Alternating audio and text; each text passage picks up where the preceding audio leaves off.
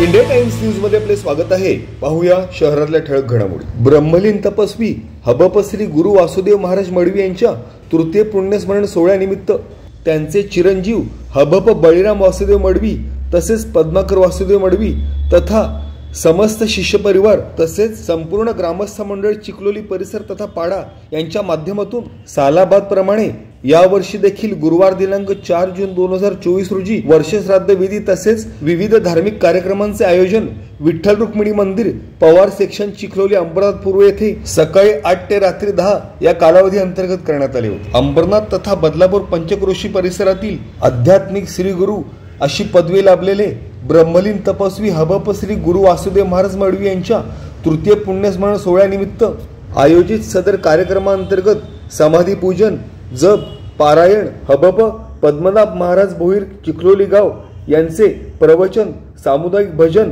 पुष्पवृष्टी सामुदायिक हरिपाठ तसेच हबप रवींद्र महाराज मांडे रहटोली बदलापूर यांचे सुश्राव्य कीर्तन भोजन तसेच जागर भजन आदी वर्ष श्राद्ध विधी तसेच धार्मिक कार्यक्रम संपन्न झाले। सदर कार्यक्रमांतर्गत समस्त ग्रामस्थ मंडळ चिखलोली पाडा तसेच परिसर तथा अंबरनाथ बदलापूर पंचक्रोशी परिसरातील वारकरी तथा भाविक भक्त विशेषतः महिलांनी मोठ्या संख्येने उपस्थिती लावली। पत्रकार Ganesh Gaikwad, India times news.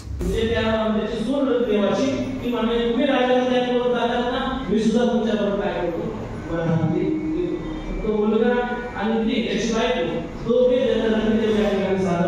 त्या ठिकाणी आले म्हणाले बाबा मी सुद्धा त्या ठिकाणी प्रथमाच्या हातामध्ये दिले मी सुद्धा तुमच्यावर या ठिकाणी काय करणार साधना करणार काही बोलले नाही सांगितलं साधना करणाऱ्या व्यक्तीला त्या ठिकाणी अडथळा काही बोलू नाही जशी इच्छा असेल तशी बरं मुलगा आला नाही सोन सुद्धा त्या ठिकाणी आली परंतु त्याच्याबद्दल त्यांना दुःख वाटत असतं। काही लोक असे असतात की दुसरं दुःख झालं की त्याला दुःख तर वाटत असतं पण त्याचं दुःख दूर व्हावं असं वाटत असतं प्रयत्न नाही। आणि काही लोक असे असतात की दुःख एखाद्याला दुःख झाल्यानंतर त्या दुःखाबद्दल वाईट वाटतं ते दुःख दूर व्हावं असं सुद्धा वाटतं पण ते दुःख दूर होण्याकरता ते प्रयत्न करतात। 3 प्रकारचे लोक पाहायला मिळतात। म्हणजे एक म्हणजे दुःख झाल्यानंतर दुःख व्यक्त करतात, दुसरा वर्ग आहे दुःख झाल्यानंतर ते दुःख दूर व्हावं अशी इच्छा त्यांच्या मनामध्ये निर्माण होते पण प्रयत्न करण्याकरता जात नाही।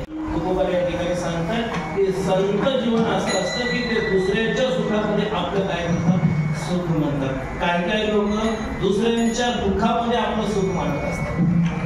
मनुष्य लोक आपल्या व्यवहारामध्ये काय म्हणतात दुसऱ्याला सुख दुःख झालं ना याला मोठ्या उकळ्या बघतात बरं झालं म्हणजे याच्याबद्दल काय झालं अहो नाही डोळ्यासमोर गोष्टी पाहिलेल्या अनुभव अशा प्रकारचा घेतो नाही असं नाही बरं झालं म्हणजे त्याला तसंच पाहिजे होतं।